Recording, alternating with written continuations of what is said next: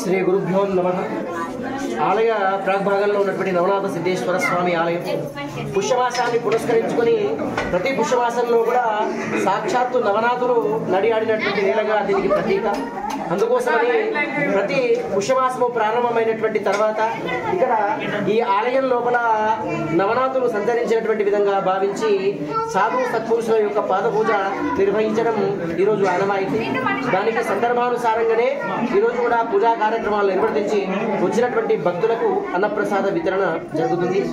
అటువంటిదే కాకుండా ఈ జనవరి 1 అంటే ఆంగ్లనామ సంవత్సరాన్ని పురస్కరించుకొని కూడా భక్తులు పాదపూజ స్వామివారి యొక్క పాదపూజ నిర్వహించేటువంటి కార్యక్రమాన్ని తరలించుకొని చాలా మంది ఆలయానికి విచ్చేస్తూ ఉంటారు.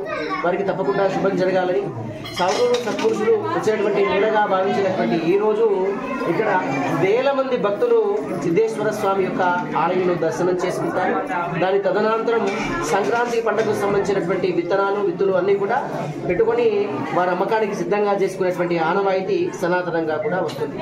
వచ్చేటువంటి భక్తులందరికీ కూడా సిద్ధేశ్వర స్వామి యొక్క ఆశీస్సులు అందజేస్తూ ఈరోజు ప్రత్యేకంగా కార్యక్రమానికి ఆలయ కమిటీ ద్వారా వచ్చిపోయేటువంటి భక్తులకు శిరాప్రసాదం ఏర్పాటు చేయడం జరిగింది. కాబట్టి భక్తులందరూ కూడా స్వీకరించాలి. ప్రత్యేకంగా కూడా పోలీస్ బృందం వారికి ధన్యవాదాలు. ఎందుకంటే వేల మంది భక్తులని వారు కట్టడి చేయడానికి, ఆలయంలో వచ్చేటువంటి భక్తులకు ఈ యొక్క దర్శన భాగ్యం కల్పించడానికి కానీ వారు చేసేటువంటి సేవ ఈరోజు అతీతంగా కూడా ఉంది. కాబట్టి వారందరికీ కూడా స్వామి వారి యొక్క ఆశీస్సులు అందజేయాలని కోరుతూ శుభం భవతు.